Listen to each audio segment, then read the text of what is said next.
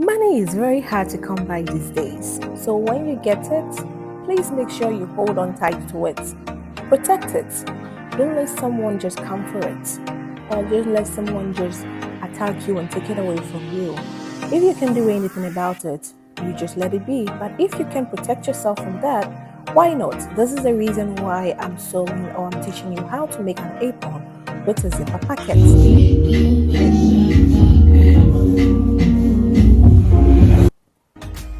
So you need a yard of fabric. That is all you will need. A yard of fabric. If you like my measurements, you might even need half yard of fabric. But this was for a client that was quite, her measurement was quite extra, so I had to use a yard of fabric. So this is what I did. I folded it into two. As you can see me doing here, I folded it into two. I used the measurement, so the neckline, which was going to be like a halter neck, which I used 9 inches. I used 9 inches because I would be sewing the middle of it, like 2 inches of it, so that it gives you like a shape of like let's say like a box pleat, something like that. I wanted that effect at the middle. That is why I made it 9. But you can decide to make yours 6 inches or maybe 5 inches if you don't want that effect. Okay, you don't want the fold effect in the midpoint, in the middle. So you can just decide to go by it without making it 9. You can decide to make it 7 or maybe 5 inches. That would be fine as well. So you see me getting the neckline section there and also the armhole. Here I'm not really using any exact measurements, but there has to be quite a slant, just so that it would be going around your neck. So I just wanted it to be quite like an halter, the halter effect to be here. So I wanted to get like a measurement that would be fine with her size. So I was using her body measurement as a guide to how many inches should be used. So that is what you see me doing here, making sure the alignment and everything is fine. But hey, if today is your first time seeing this channel, hi, welcome. Don't forget to subscribe and like this video.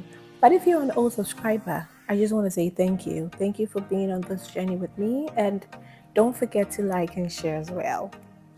You can drop your comment down in the section and I will reply as soon as I see it. Yep, so this is the shape I'm actually getting out of. I wanted to have this halter neck kind of effect. That is why you can see that it's giving that hexagonal shape at the upper section, which will just make it easier for the person to, wear it and move around in it. If it were to be like that straight or like that box, it will help out. That is why. So in order for you to know the front of the fabric and the back of the fabric when I'm working, I always make sure I do those markings in it so that at the moment I get behind the machines, I just don't mess them up. Sometimes it's extremely difficult to really get to understand which side is the front and which side is the back of the fabric when you are just done with the cutting and you're like ready to sew it. So I make sure that after, like in the process of it, I do give out the markings so that I get to remember which side is the back and which side is the front. This is actually the pockets of it. She wanted her pocket to be extremely big, so I had to make sure it was as big as she wanted it. That is why you see the pocket like that. So I will be dividing this measurement into 2, right? And then I'll sew it like so. You get it? So I'm going to be sewing there where my hands was. I will be sewing that section as well so that it would be easy. But hey, you can check out some of my amazing videos. I'll be leaving the link in the description so that you can also watch them. I always say this, after a sew, you always have to give this extremely long press. It makes it flat and beautiful. It is a must for you to be pressing your project when you're working around it. It just makes the whole work becomes extremely flat and beautiful. So that is the pocket that you see me here. So here I was trying to make that, I was trying to get all the trimmings out, like the unevenness of it. So I just wanted to be even so that I can just sew it on it. So I'm positioning it here so that I can get to know which section It will be nice for me to place it, but I'll be placing it in the middle of it. I'm placing it here in the middle of it so that she'll be able to access it anytime she wants it. So this is where the most important thing comes in. So I will be installing the zipper, right? So I've placed it and know where the zip will be or where the packet is going to be. But the zip will be at the tip of the packet, right?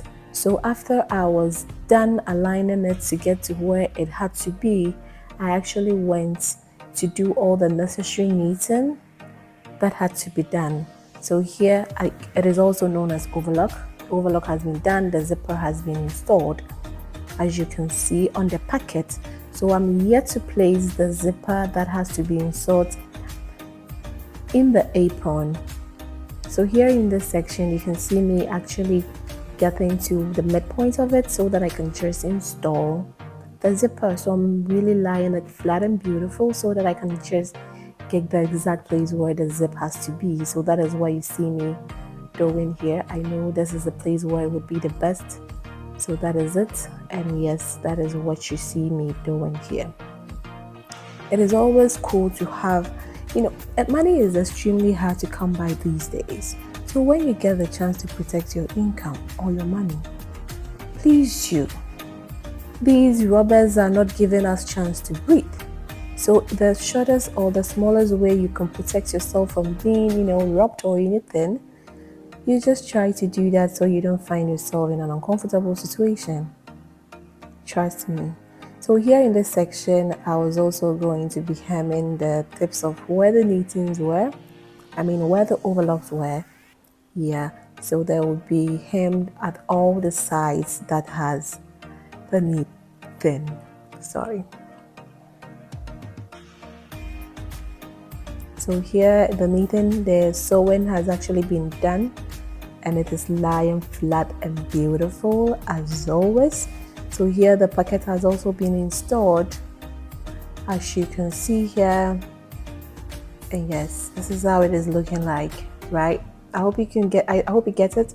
So this is the most important thing. Like, you can open your packet, you can close it, put things inside it, you just close it, right? So here I will be using this cotton bias. You can decide to use satin bias if you like, but I'll be using this cotton bias for the neckline. As you can see here, that is what she's going to be wrapping around her neckline. Yes, so here you can see me doing the illustration on which it would be sewn in. Yeah, you put it inside it like that, you strengthen it like that. As you see it going on, you find the midpoint, the inches you'll be using, you cut it out, and then that is it. So I folded it into two, the bias into two, and I sewed it until I got to where the main sewing had to be. So I was actually marking the middle of it to each middle. So this is the middle of the fabric, right? I'm actually joining the middle to the middle, but this is the same middle that would give me that box pleat effect. So I'll be sewing 2 inches in to give it a bit of a fold in the middle section. But here I was aligning the bias, the middle to the middle.